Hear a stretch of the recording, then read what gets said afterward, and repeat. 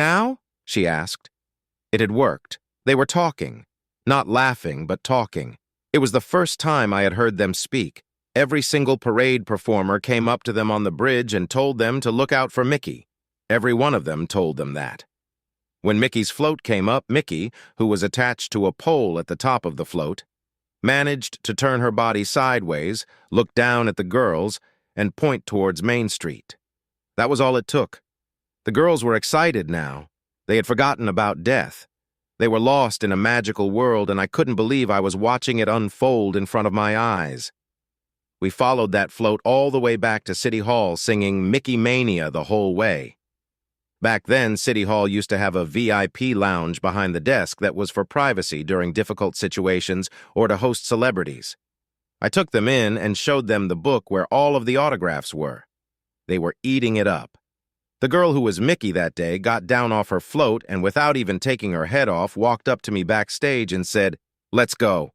I walked in with Mickey behind me, so I got to see the exact moment the girls met their new friend.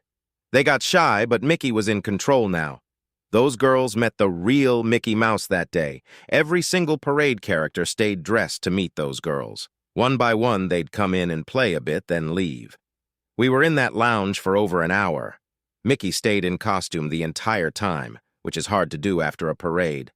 When Mickey finally said goodbye, I had two excited girls on my hands that couldn't stop smiling.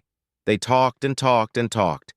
We had a wonderful day after that, but what I remember most is when we walked by the rose garden, the older one said, "Oh, my mommy loves roses. And she stopped. I held out my hand and walked her to the gate, picked her up and put her on the other side and said, "Pick one." She looked happy as she picked out her favorite rose. She didn't say anything more, and she didn't need to. I said goodbye to the wonderful nurses and the wonderful girls, then walked backstage behind the train station. This time, I didn't cry. It felt so good to be a part of that. I realized that as much as I liked helping guests at City Hall, the true magic of Disney was in the character department. I auditioned, transferred, and never looked back. Thanks for letting me relive this. It was a special day for me.